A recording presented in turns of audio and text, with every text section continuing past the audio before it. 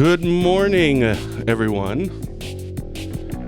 Hope everyone voted or didn't vote and already did their absentee ballots yesterday. Hope everyone's being safe. Wisconsin 25th District Senator Janet Bewley is my very special guest today. Wednesday, April 8th, 2020. I'm Ben Dryden. You're watching DrydenWire Live. Thank you to our guests so far this week, Cherie Link and Chris Fitzgerald. In case you missed those chats, you can go onto our website, DrydenWire.com, to see those and all of our other chats that we've been doing. Tomorrow, small business owner, alderman, firefighter, and first responder Kirk Anderson will join me for a chat. And on Friday, Wausau School Board President, Ho-Chunk Supreme Court Associate Justice, and Democratic candidate in the 7th CD race, Tricia Zunker, will be my very special guest. So, looking forward to that conversation. But today, we are visiting with Senator Janet Bewley. There she is. Janet, how are you? I'm great, Ben. How about you? I'm doing pretty well. Before we started, I thought about that on the way to the studio here this morning. The last time I saw you, I think it was a little over a year ago, was at Dad's retirement. Terry Dryden, Right. former sheriff now. Yeah. And you were there, and I think Romaine Quinn was there. And I remember thinking, just kind of looking, because I like to see, who goes to these, and then also kind of that negative space. Who isn't there? Mm-hmm. But I remember thinking, when I saw you there, that how gracious that was. Because as a politician, as a senator, there was no points to be scored, political points. There's no favors, no anything. I mean, this was it was on a Friday night, relatively late. I think it was Hartwood. I think that's what it was. Right. And you drove all that way just to pay respects and honor Dad. And I'm not kidding. That meant a lot to me, to my family, to my dad. I know Dad has a lot of respect for you. So I just wanted to make sure I said thank you very much for doing that. Well, it was all about thanking your dad. I mean, his service was exemplary, and he's a gentleman. He's a bit of a cut up now and then, but that's a good part. That was a polite word, isn't it? Yeah, I like that. That's a real gentle word. Yeah. But no, I mean, he's a wonderful human being, and I wanted to be there, and it was just great. I was even pleased that I got to speak. I didn't go there expecting to, but it was just wonderful that I could kind of let people know why I appreciate him so much. But no, he's a gentleman and a good man. It was very, very nice of you. But he's not dead. He is. He's not dead. He's not dead. What is he doing to fill his time? Well, every house or every room in the house has been painted. All new carpet.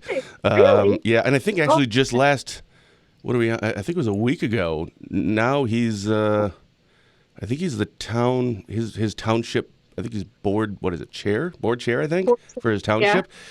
Because Dad, he just, sense of duty and I don't know, he just can't, Dad, he can't sit still. He's got to be doing something. And when he sees something that he can feel as though that he can help, then he's going to do it. Great. But I don't know. I think the bigger question is, how's Mom doing? Because for 50 years, Dad went to work. Well, right now, I normally go to Madison during the week, right? Yeah. So my husband is here, does his thing, our dog Pearl, the two of them are a duo, and then, ta-da, here I am, round the clock, So we're getting used to it. It is having this time in Madison for 5 days and then weekend for 2. We've been doing that now for going on 9 years. Oh, so, but we're handling it well. Yeah. We're handling it well. Well, I want to get to the elections, and the last 4 or 5 days have been just a debacle. Actually, you know what? I'm great. I think I can speak for all of our viewers and everyone in our area to say I'm so glad that this thing didn't turn political. That Republicans and Democrats could work together and find, a universal front, a unified message. I'm not sure if you're picking up on my sarcasm or not. I think that was the case. I was waiting for a shoe to drop, but you're like, were you paying attention to the same thing? No, it didn't really come to that, did it? No. And and I think for however people feel about what was the essence of the concern, which was, should you have a vote? I mean, should you have an election or not have an election? I think the hardest part was that very point that you made. It was so confusing. I mean, there's enough chaos right now. I just wish that people didn't have to be subject to such uncertainty and such chaos and what to do. And is it, we have enough chaos right now. What happened yesterday was extremely unfortunate. Why do you think it took, I think it was Friday, Evers called the special session for Saturday, which I believe was gavelled in and gavelled out. Right. Why did it take until kind of like an 11th hour type of a thing? I have no problem with getting a special session and addressing this, but when we did the Safer at Home, do you think maybe that would have been the time? Okay, we need to get ahead of this now because we're going to run into an issue. Why did it take the 11th hour, you think? It's all about timing and about what are the actual issues going on. Now, it was clear, and the governor said so, that he does not have the literal designated power to postpone an election. You would have to kind of dive into the Constitution and come up with rationales for why the governor would be able to make that decision under these circumstances. And so he waited, I believe, because he knew that the legislature was not going to come into session and make that possible. That was abundantly clear. So even if he called a special session, and which he eventually did, they don't have to do it. So the other route was to go what the Ohio governor did and say, it's not clear, but I'm the governor, public safety, I'm going to call it off. That's what he did. And he did it at the last minute to see if there would have been not enough time to take it to the courts and stop it. But I see. They did. They were able to do that.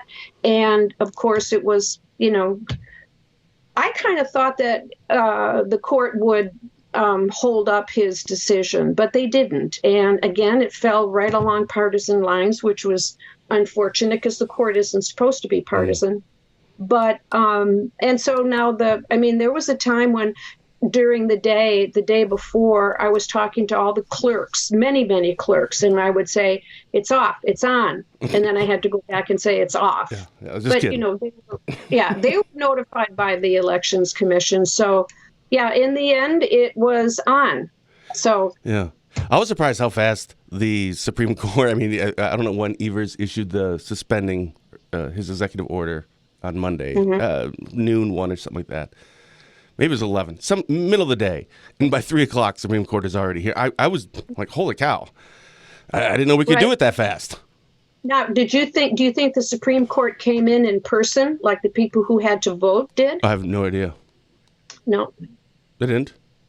No. Oh. Yeah, I was just surprised how fast it went. Because they're able to do that work. Yeah. There was no, but it just, again, they're able to do it that way because it was, because they can, and it was a short period of time. But again, there was people are choosing to be safe, and the people who chose to go to the polls, and it was pretty chaotic even at the polls. Not so much here where we live, right? But in Milwaukee and Madison, in the cities, it was tough because they reduced the number of polling places, so that which doesn't make sense to me, because if you've got 100 people and 10 polling places, will be fewer.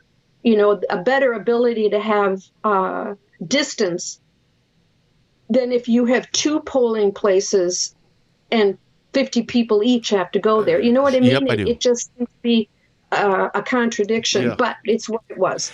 And it was because they couldn't get the poll workers. I know. And this whole thing, again, at least I'm not placing any blame on anyone for anything, because this is a new this is all new for everybody, and we're just kind of shooting from the hip here. We're trying to do the right things. A week ago, actually for the last month, it has been every politician, every clerk's office, every media outlet, everyone is saying, go to myvote.wi.gov. Absentee ballot, vote, now. And I think a lot of people did. Well, obviously we saw just record numbers from that. So that was good. And didn't seem like there was any, at least on social media, there didn't really seem to be an uproar about any of this. But then when this all of a sudden happened where there was a special session and then there was an order, then now all of a sudden it turned political. Now all of a sudden there was people very upset, partly just because they're at home right now and they have nothing else to do but, be angry on social media. But now all of a sudden we're dividing those lines again. And should they work together? Could they work? Of course, always, duh. But it really created some confusion, I think, because I even saw yesterday on other people's posts on Facebook and even a few on Twitter where someone had said, make sure I voted. And they responded, wait, what? I thought I was suspended. And it's it's not suspended. No, I know. Yeah. No, and again, that's the hardest part. It was the confusion and the chaos. I know. And so actually we can kind of use this as the litmus test, or as this is our case study. May 12th special election. We have Tricia Zunker coming on, Tricia Zunker and Tom Tiffany for the 7th Congressional District. Should we be looking at this, or whoever makes that decision, I'm assuming that would be in federal court, about suspending that? I mean, looking at what just happened in our elections yesterday, in the days leading up to that, and how this just kind of got derailed and confusion. I mean, this is just a little over a month away. I think it's May 12th. Would you recommend, we should start addressing that one right now so there isn't this confusion going forward? I would agree. I mean, at a minimum, we should decide when we have to decide. Like, if we're going to say we have to know no less than 2 weeks out what we're going to do.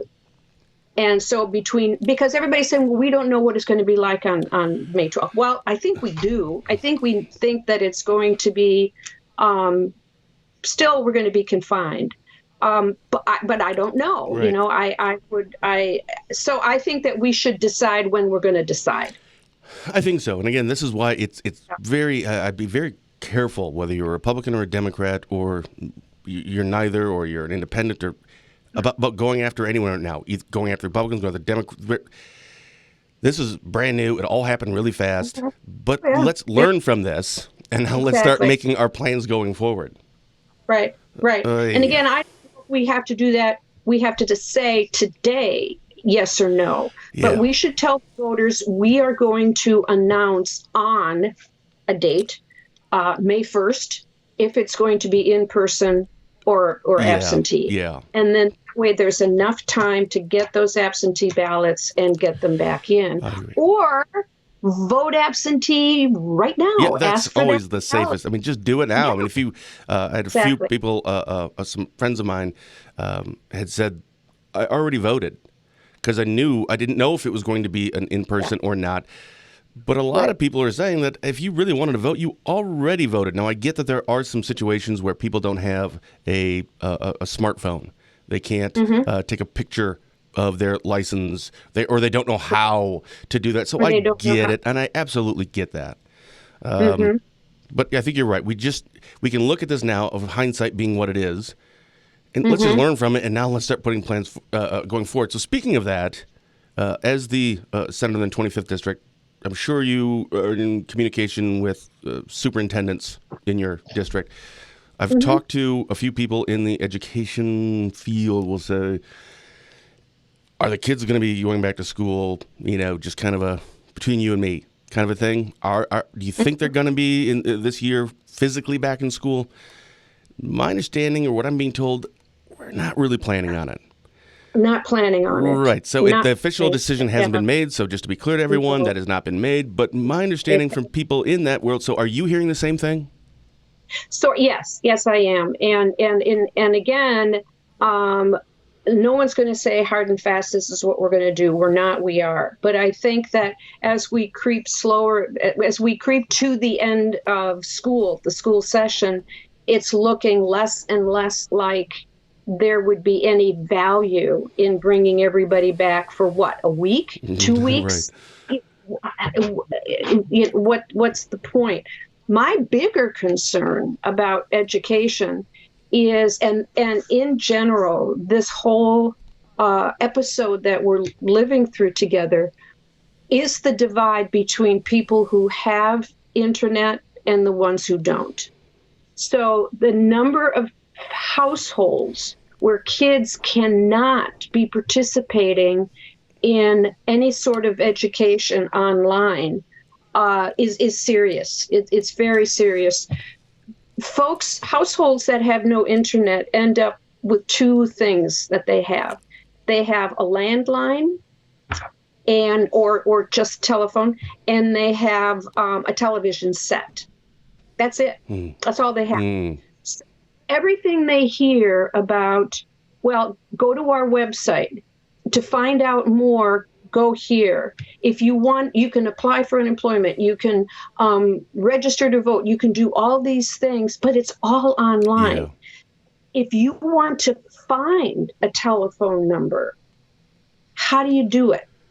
How do you find the phone number for some department in the Department of Health and Human Services? Google it. That's kind of, how do you get that phone number? Right. You and I click. We look it up on Google, but they can't do that. Right. For so many things, we say you just go to your computer and find out. Or households that don't have enough internet access for 2 or 3 people on the computer at one time. Yeah. You've got 2 kids doing homework and 2 people working from home. How does that work if you don't have the kind of capabilities?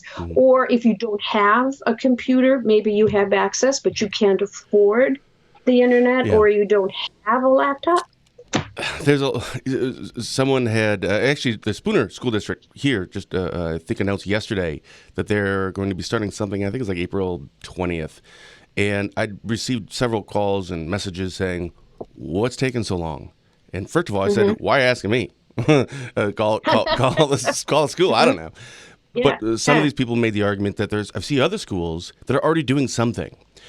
Right. So I started thinking about it, and I called, he was just on our show last Thursday, Dr. David Aslan, superintendent in the Spooner School District, and I asked him, okay, so why hasn't that kind of been done? And I think he'd be perfectly fine if I shared this. He said, we have to there's a lot of moving pieces, because like you just brought up, this isn't about just doing an online class. Because what about people who don't have everything you just said, either a computer or the internet?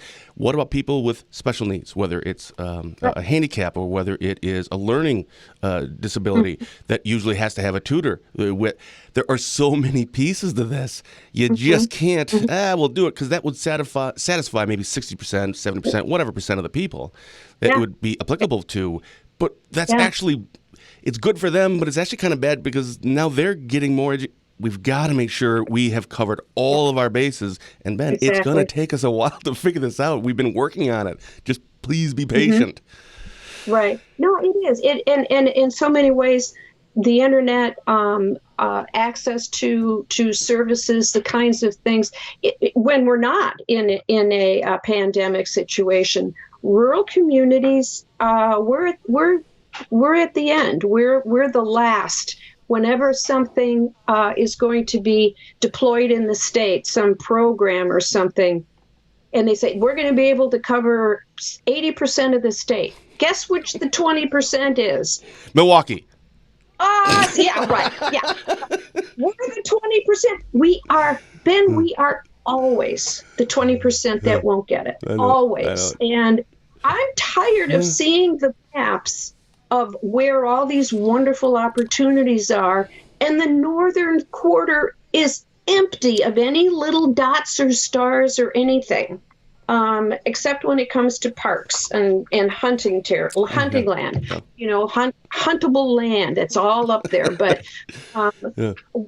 if you want to talk about a psychiatrist, none. You know. So anyway, I want to ask you about something. I was talking to a local business owner, and he's a friend of mine. I went to school with him. His name's Tim Fry. I know he had said that he has spoken to you and a few other people. He owns Fry Financial, and he also has Ignite Dispensary. In full disclosure, they're an advertiser with us, but that's not why I'm asking. He has a location in Spooner, Hayward, and then in Superior. And because he does cannabis, CBD oil, I think it's like a cigar shop too or something. As of like, I don't know, maybe a week ago, it was kind of this essential thing, or, he offered curbside. He was very proactive, did curbside stuff. Like nobody was even allowed in the place. And I think he spent, well, I don't want to say how much. I mean, he can say how much, but it would blow your mind how much he spent because his business was going, very well because of all this, because people still, whatever. Yeah, he was Business of the Year. I know. And then, and again, if you know Tim, he's like my brother. They go above and beyond. You don't need, someone doesn't have to tell them do it. They've already done something and made sure everyone was safe. And that whole curbside assistance thing, you don't even have to get out of your car. Well, you do. You get out and you pick it up, and that's it. Yeah. I mean, there's no interaction. And then a few days later, I think this was last week, all of a sudden, and I don't think he still has an explanation. Oh, now you're not essential. You have to close your business, but I don't get why would I have to close my business? I'm not doing. Why are some of these things, do you think, being told you can't stay in business when there is no interaction physically, not just the social distancing? Just why are some of these being considered non-essential? These businesses are failing. Yeah. Well, essential. The category of essential is, does it serve the highest public need? Is there, it's not about how good of a job are you with social distancing. It's what is it that you provide, and is that essential? So if you look in, and it's gonna look different. For example, if you look at dollar stores, now a dollar store in rural areas is essential. Sometimes it's the only food you can get. Sure. People go grocery shopping at dollar stores in the rural north. In Milwaukee, it's a dollar store in Madison is probably not essential unless it's in a food desert. That's it. So it's more a matter of what they do, and does the community need it, like a pharmacy, food, and they are in a gray area. It's like, who makes the decision? Well, and that's kind of, I think, one of the things is just the who does. Because I could go to my local gas station, get a cup of coffee at the gas station, pack of cigarettes at the gas station, but a cigar or CBD oil or something. I really don't understand a lot about CBD stuff. I really don't. But I think some of it's like health stuff or oils. I don't know. Right. But if I can get pretty much a lot of those things just at your local gas station, and again, I get what you're saying about social distancing, and I understand. I'm not coming after you about this. It's just he's having a hard time getting an answer as to. I know. But we're not. You didn't even give us an opportunity to stay in business. I get it's not an essential. If we want to say it's not essential, that's fine. But so no, it's well, and that's the whole thing is that if there is an abundance of places that are considered essential because they can do a good job at social distancing, we will have more and more people who are just going out. They're going out, and the goal is to keep people home and to only go out for what is truly essential. So if you find a way to make the things that we really enjoy doing, where you're not going to have people packed together too much, and you say, okay, you'll do a good job, you should do it. Well, then more and more people are going to leave their homes to do more and more things that really aren't essential. They may turn out that particular business is doing it safely, but is it essential to life here in the North as we know it? Well, physical therapy for many places, it's essential that you continue your physical therapy. For other people, continuing for physical therapy might not be, but they're going to be allowed to be open. Yeah. Well, full disclosure, I have a little interest in this because you say it's not essential, like the Tim's Ignite dispensary. But unless you've had a 1999 Connecticut cut Rocky Patel cigar, then you'll know it's essential. I need it. You got it. I'm going to call every senator. I'm going to call everyone. I know. Well, and I'm not going to say that Tim's place is or isn't essential. That's a different department that gets to distinct. But here's another one. I had some people that were, kind of outraged that Payday Lenders, the the shops that they were considered essential. And they go, why in the world would you want, because they think that payday lenders are horrible things. But I said, they cash checks. They, for many, many people, that's the only place where you can get a check cashed. Good point. If you don't have a bank account, if you don't, if you need to wire money somewhere, that's essential. You have to go there. Many people go there, and then they literally do their banking and pay their bills at a cash store. Mm. So to me, that's essential. If I had a check and I couldn't make use of it to buy food, that's essential. So, everything is going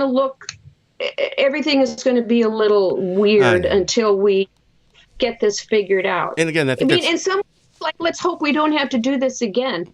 But right. I think we should. I think we should assume that we are going to need to transition into this sort of thing quickly, and then simply where we know this isn't, this is how we do it, and then be able to get out of it, in a sensible way, because this may be happening again. Yeah, this may not be over. I haven't seen. Well, I don't want to get into that. But I think you're right. We were talking about that earlier, and maybe this is one of those situations where the essential something, this whole thing that we're going through right now, I think everyone's trying to do the best they can. And when we're finished, there's going to be an after action report type thing. I'm sure there's going to be very smart people and maybe some not so smart people sitting down and figuring out what went well, what didn't, what would we have done. Which category am I in? Are you a Republican or Democrat? I'm just kidding. No, smarter, so smart. Anyway, that's great. You're right. So, lastly, I want to get to your district. So, I'm sure most people know, but each Senate district is made up of 3 assembly districts. You are in the 25 Senate district, and you have 3 assembly districts, of course. That is, 73rd, 74th, 75th. Right. And that's 73rd is Nick Milroy, Beth Myers, 74, and then Romaine Quinn, who announced that he's not running, and I think Dave Armstrong has announced as Republican. Yeah. He's the executive director for the Barron County Economic Development Corporation. Yeah. I haven't had a chance to talk to him yet. Also, cigar smoker. Anyway, so the 73rd, Nick Milroy, last I heard, he's running, correct? Yes. And I don't think he's had anyone run against him. At least when I started DrydenWire in 2015, nobody ran against him in 2016 or 2018. No, I think in my experience, I think he had one opponent once. Okay. Yeah. Do you know, have you heard of anyone that's running against him? No. I haven't either. I have not. And then the 74th, Beth Myers, is she running again? They'll have an opponent. I don't know who, but they typically there's typically someone who runs against her. Her district is broader. It captures a few other communities. Nick's district is very condensed. He has 1.5 counties. That's it. It's like was it Douglas? Is that the one in Superior, Douglas, and then just like a little bit of Burnett, he has a little Burnett and a little bit of Washburn. He goes down to just right about Spooner. Yeah, because he's my representative here in Spooner. Yeah, exactly. And that's it.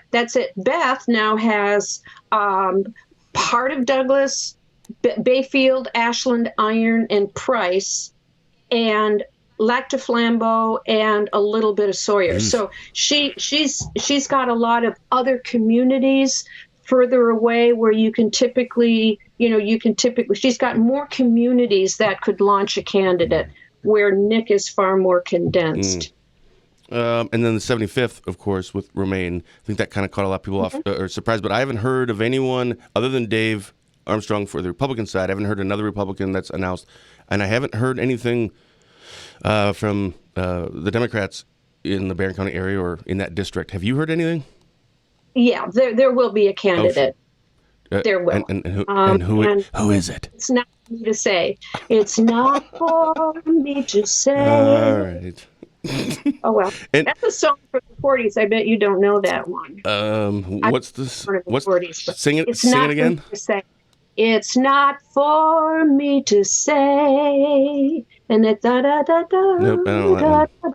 Okay, anyway. Unless it was. I think it was Miller, I don't know. Unless it was on a road picture with Bing Crosby and Bob Hope, I probably don't know it because I love those movies from the 40s, but that's about it.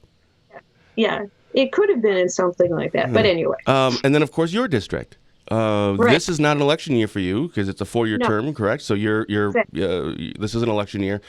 As of right now, are you still planning on? Obviously, it's early yet, but are you still planning on running again? I don't think that my work will be done after 2 years. Sure. In 2 years, Sure. I think that whether or not people like old farts like me continuing to run, I will be 71 at the end of my term. 71. I will be 71 when I start my next term. Got it. So I'll leave it to the public to decide if that's too old or not. Keep in mind, Senator Risser is now not running, and I believe he's 93, 92. Longest tenured legislator right now, right? At that long, no. I don't know. My brain isn't as sharp as it was 3 years ago, and I'm in my 40s. That's not cigars, right? That's what it is. It's those. Never mind. All righty. So one last question for you. Chris Fitzgerald was on yesterday, and I think we're actually going to start just doing a weekly thing right now, every Tuesday. And I said, we should just start calling this, I don't know, like the Ben and Fitzy show or something. And I got thinking, I don't really have a cool way to say my name differently. It's just, Ben. Like Fitzgerald, you can do Fitzy or some other things. So Janet Bewley, did you have any other nicknames growing up? Squeak. Squeak? Okay. What's the origin of that? I was squeaky, but I had nothing to do. Nobody. Yes. Oh, please. Oh, thanks. No, there was no adaptation of my name at all. It never happened. Yeah. But Ben. I mean, yeah. I know it's kind of. Yeah. I mean, Benny. Nobody really calls me that. That's still alive, anyway. Yeah, there's just nothing. Like my sister's name's Danielle, and we have always called her Daisy. And I have a grandson now as of a month ago, and his name is Baylor, but his nickname's Buck. So there's some you just get nicknames that have nothing to do with your name. Like, how do you get Dick out of Richard? I've never understood that. My dad was Richard. I don't know how that came along. But Ben, I mean, you could be Boom Boom or something. I don't know. Boom Boom. Boom Boom and Fitzy in the morning.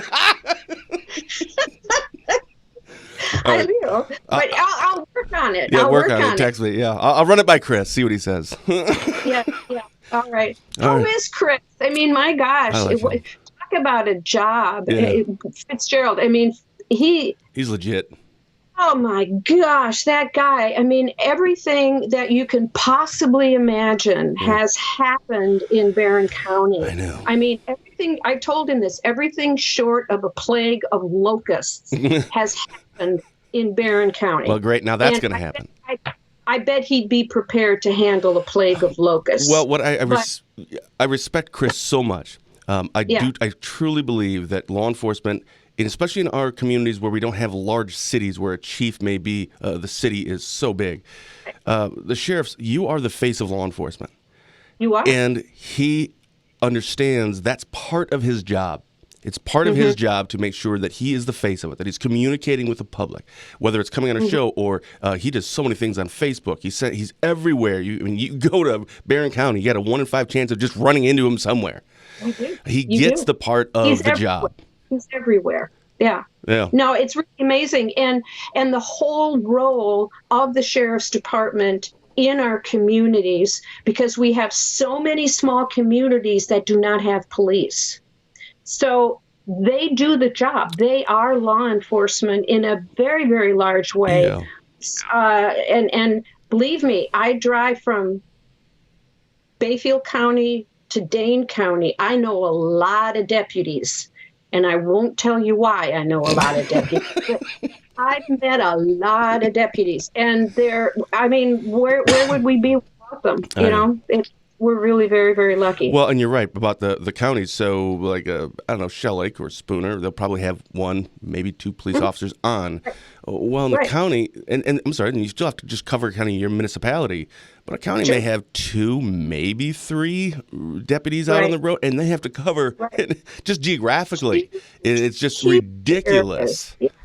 Oh, it is. And then when you get to, emergencies, man, they're there. It is just amazing what we are able to get. And then we also have the Wisconsin State Patrol. Yeah. I mean, they're another one that we really do count on for a lot. Law enforcement is really important more than ever in our communities.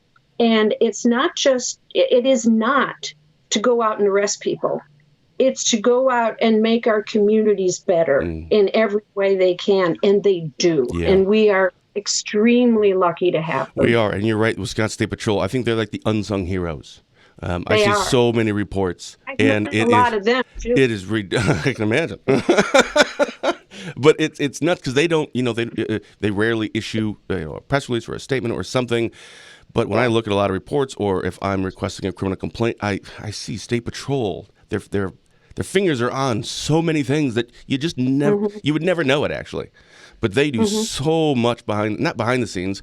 It's just I don't think they really get a lot of the credit either. They don't ask for it either. I get it, but a lot of cops and stuff, they don't want credit. No, we had to work really, really, really hard, and I'm really proud of it that we were able to get some things for our law enforcement. One of them is the ability to have PTSD as a covered condition. And I mean, think of the things that they have to go through. And I'm really pleased we got a pay raise for the State Patrol. That was really important. So there's a lot of things that are going on. And thank you to all of them. I agree. Janet, is there anything else you want to say before we wrap it up? I do. Okay. Please think about somebody who lives alone and could use a phone call.